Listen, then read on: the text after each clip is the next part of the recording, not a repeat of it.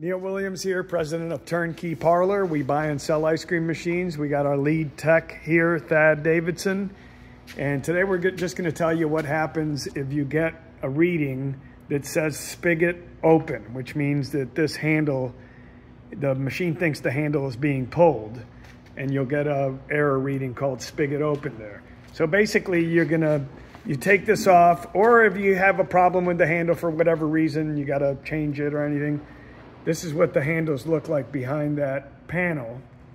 And sometimes if you change the handle, Thad, what can happen?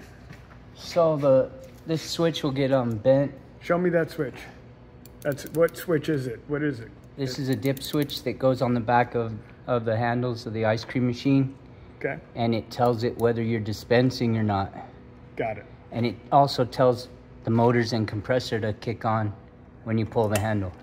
Perfect. And sometimes that switch goes bad, or if you stick a handle in there, you can bend it, or a lot of things can happen. So it's called a micro switch, right? Yep. And this will get bent out of the way if you were to shove this handle in and Show me that put the little spring clip through. that gets bent.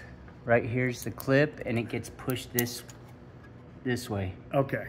And it no longer depresses the switch.